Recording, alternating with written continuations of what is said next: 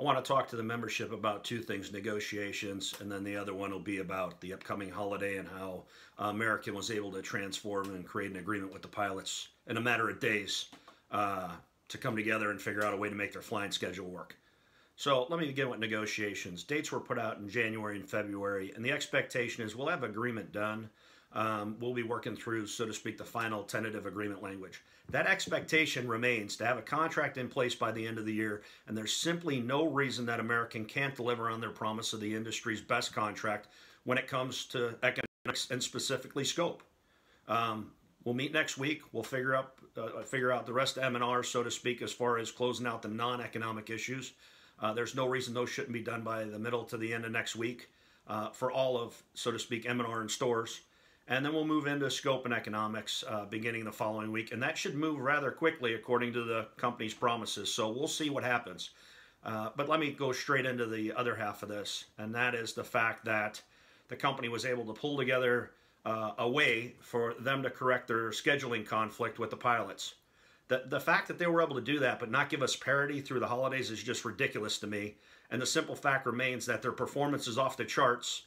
I guess that goes to our professionalism. I can't understand what else to explain it to. But the bottom line is that as far as they're concerned, I don't see that they find any reason to bring us to parity based on their performance that they're getting. And that seems to be their common theme, at least in my mind, when it comes to the contract. Why not drag them along? Performance seems to be well above what it's been in the past. So I can't take anything away from what our folks do professionally, but that's got to be the reason that they're not willing to come together and reach and ratify some sort of tentative agreement.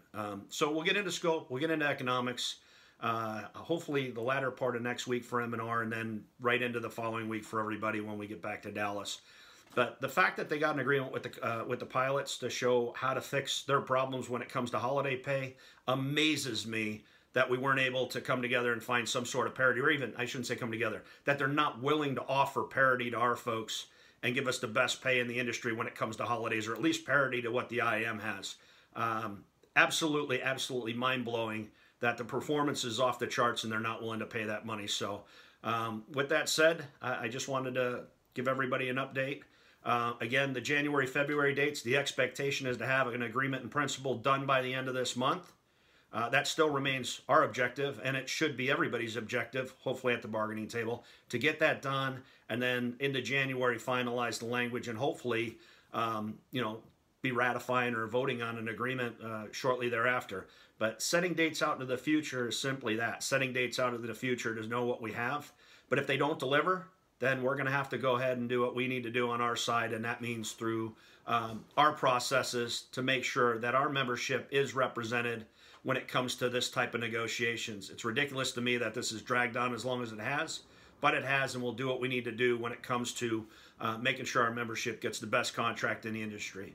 I thank you for your time, and hopefully we'll have an agreement here done in the next week or two. If not, then I guess whatever consequences come as a result of that come as a consequence of that.